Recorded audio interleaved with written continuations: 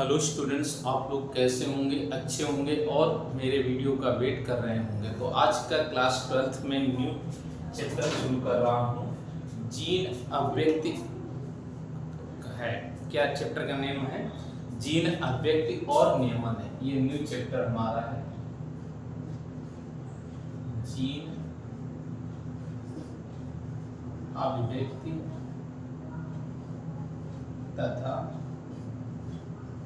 नियमन। ये न्यू आज से चैप्टर में शुरू कर रहा हूं। ओके, जिसे हम क्या कहते हैं? जीन एक्सप्रेशन एंड कंट्रोल के नाम से जानते हैं।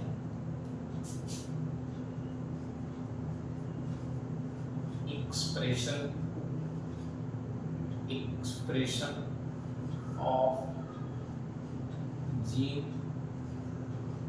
एंड रेगुलेशन, ये चैप्टर है।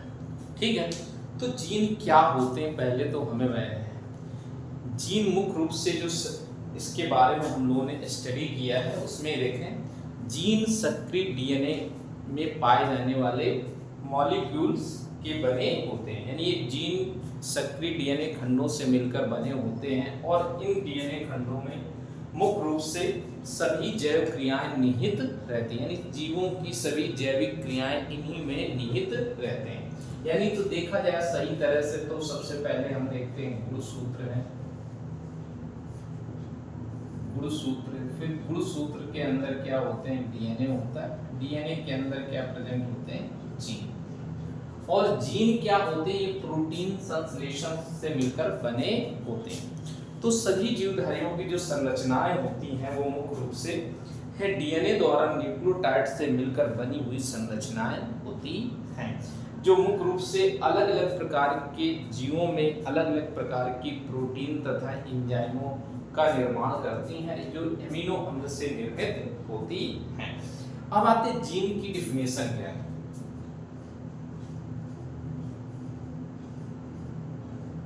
जीन की डिफिनेशन, ओके, जीन की डिफिनेशन क्या है? जीन डीएनए अणु का वह खंड होता है जो समस्त आनुवंशिक सूचनाओं को संचित करता है, जो एक पीढ़ी से दूसरे पीढ़ी में वंशागत होते हैं।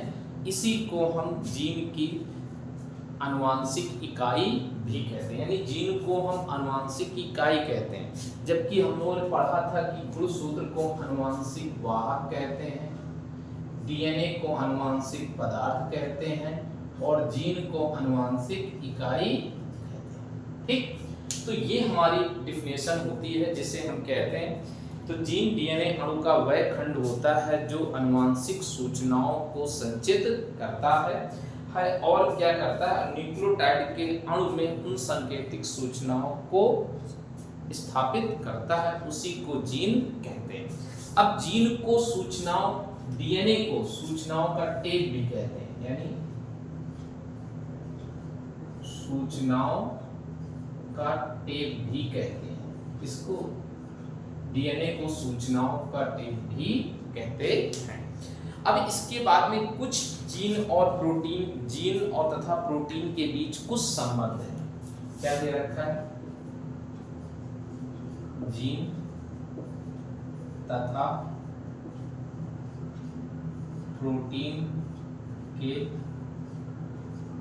बीच संबंध,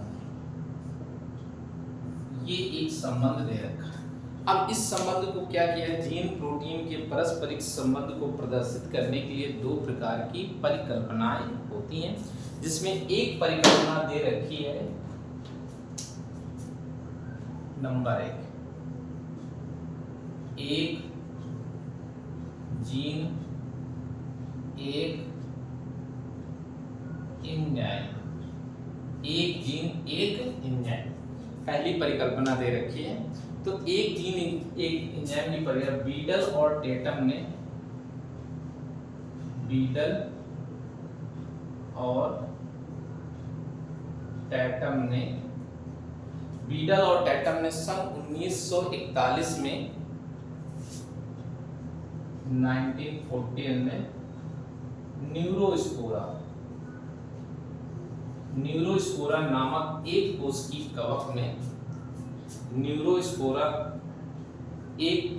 कवक में इन्होंने इसकी खोज की और इन्होंने बताया कि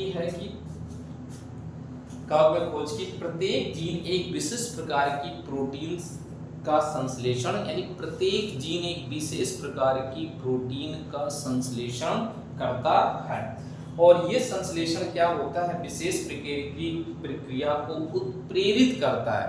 इसलिए इन्होंने एक जीन एक एंजाइम परिकल्पना प्रस्तुत की। इस परिकल्पना के लिए इन्हें 1958 में नोबेल प्राइज मिला था। 1958 में नोबेल प्राइज मिला था। 1950 में इन्हें नोबेल प्राइज मिला था और इस परिकल्पना को यदि जैव रासायनिक प्रक्रियाओं को कई चरणों में व्यक्त करते हैं, इसलिए प्रत्येक चरण में एक एंजाइम इस प्रकार एमिनो अम्ल या प्रोटीन को नियंत्रित करता है। एक एंजाइम इस प्रकार से प्रोटीन और संश्लेषण को नियंत्रित करता है और प्रत्येक एंजाइम की सूचनाओं का एक संचित रूप होता है। अब दूसरा इन्होंने क्या प्रस्तुत किया, ये सूचना कैसे निर्धारित करता है, क्योंकि मनुष्य में पाए जाने वाले फिनाइल एलेनिन नामक एमिनो अम्ल होता है, जिसकी त्रुटि होने के कारण मनुष्य में कौन से रोग हो जाते हैं, क्रेटिनिज्म हो जाता है, एल्बिनिज्म हो जाता है, फिनाइल कीटोन्यूरिया हो जाता है, एल्केप्टोन्यूरिया नामक रोग उत्पन्न हो जाते हैं। ये उपापचय क्रिया के कारण फिनाइल एलेनिन की त्रुटि होती है, जिसके कारण ये रोग उत्पन्न हो जाते हैं। अब दूसरा हमारा एक आता है एक जीन पॉलीपेप्टाइड श्रृंखला परिकल्पना। एक जीन एक पॉलीपेप्टाइड श्रृंखला।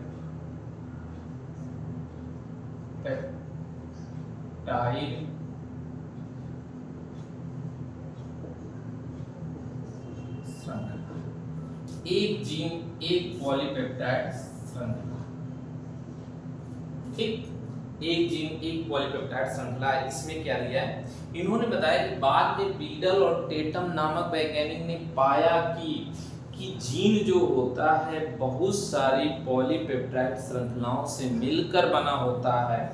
इस श्रृंखलाओं के कारण इन्होंने एक जीन को के आधार पर एक पॉलीपेप्टाइड श्रृंखला को प्रस्तुत किया है। इस प्रस्तुत करने में इन्होंने बताया है कि डीएनए में संचित सूचनाएं सबसे पहले एक एमआरएनए में पहुंचती, एमआरएनए से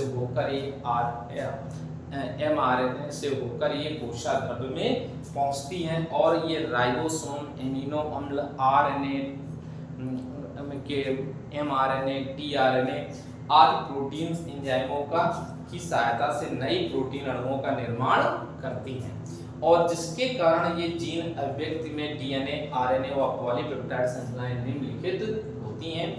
जो डीएनए तो क्या है, डीएनए आरएनए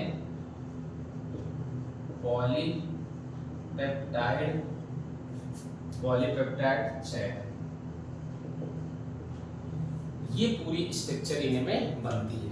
इतना आप लोग नोट कर लीजिए। इसके बाद नेक्स्ट जो मैं टॉपिक्स आपको पढ़ाऊंगा उसमें कुछ अलग ही होगा, जिसमें पढ़ाऊंगा एक देशी प्रक्रम भी होगा, ठीक, सूचनाओं का विपरीत प्रक्रम भी होगा तथा सूचनाओं के में पूर्ण रूप से वृत्ति प्रक्रम भी होगा। तो ये है, इसलिए जो नए स्टूडेंट्स हैं इस वीडियो को सब्सक्राइब करिए, लाइक करिए, बेल आइकन दबाइए और शेयर भी करिए, जिससे कि आपके फ्रेंड्स की हेल्प हो सके। Okay, thanks.